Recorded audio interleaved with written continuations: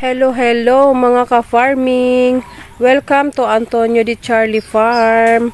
For today's video guys, ipapakita ko po sa inyo ang harvest naming mga gulay after ng bagyong Inting. So ito na yung na-harvest ko na patola guys. Meron pa dun sa mataas na malunggay, hindi pa nakuha. So ito naman yung mga sitaw. Ayan, dito sa probinsya guys, ang sitaw ay mura lang. Yung bawat tali na ganito guys ay 20 pesos.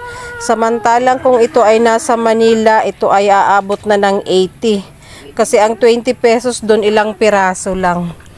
So ayan. Ayan yung mga goods na sitaw. Nakatali na. And ito naman yung mga reject guys.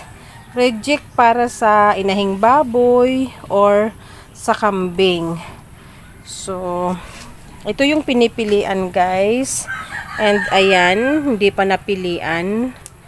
So, ayan, kahit yung ating sitaw guys ay patapos na, nakapag-harvest pa rin tayo. So, ipakita ko ang itsura ng sitawan guys, ngayong September. First week ng September, kasi yun talaga yung hangganan nito. First week, pag maganda ang panahon, aabot ng second week. Pero ngayon, first week pa lang ay binagyo na. So, talagang nabugbog na siya sa ulan. And ito yung itsura guys ha. Hindi ito edited. O, see? Diretso na ang ating video. Hindi yan dugtong. So, kahit ganito yung itsura guys ng aming sitaw, naka-harvest pa rin tayo. Ba yan, nag-away pa yung mga pusa oh. Kawawa si Luna oh, hinabol ng malaki. Sayid! Sayid! Inaaway niya, inaaway. Ayun isa. Ganyan, mga nagselos yung pusa namin dun sa baby kay Luna. Kasi si Luna yung laging karga, tsaka yung aso namin na maliit na si Amir. So ayan na guys ang itsura ng aming sitaw. Ayan, kung mapapansin nyo, wala nang dahon.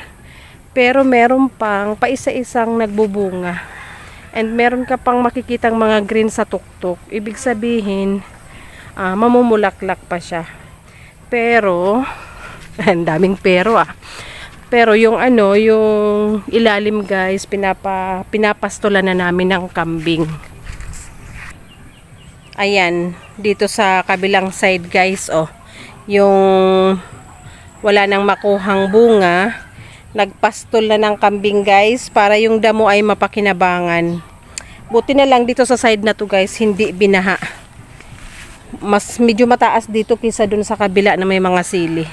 So ayan si Turo, tsaka ito yung pinaka matandang nanay, pinakaunang nanay na alaga na nabili ko. Ayan si Toro at yung isang ayan, kakapal yung mga damo guys, kaya hindi kami naglinis ng sitawan kasi yan ang purpose talaga. After na matapos yung mga sitaw, ay andito pa pala yung isang nanay, ano ba yan, dalawa pala ang nanay nandito guys.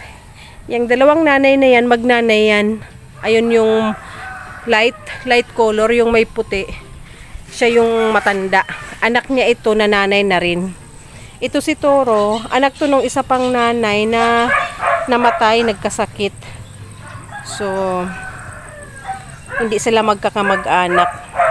Buti naman nag-survive to si Toro. Hindi ko kailangan bumili ng lalaki for now.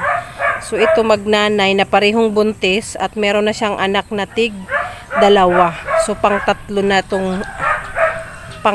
niya ng apo at sa kanya pang-apat na anak. Ganon. So, iyan ang aming sitawan. Patapos na, pero nakaka-harvest pa rin. So, ganyan guys, oh. May natitira pa namang bunga. Hindi pa naman totally tumigil lahat. Napapakinabangan pa yan guys. Pag naipon mo yan guys, makaka-harvest ka pa ng mga 5 kilo. Mga 5 kilo yan lahat, ano ma? Oh, ayan. Hindi ako nag-edit guys ha, papakita ko. Ayan. Ayan. At ayun, yung napilian na with beside patola. So, thank you for watching guys. Sana ay na-inspire naman kayo sa aking vlog for today, na makikita nyo yung mga tanim na dinaanan ng bagyo ay nag-survive din. Survivor din sila. So, kailangan din nilang lumaban para sa amin. Kasi pag bumigay sila, wala. Tayo ay gugutumin, guys. So, thank you for watching. See you again sa mga susunod ko pang videos. Update sa aming mga tanim dito sa aming munting farm. Salamat. Bye.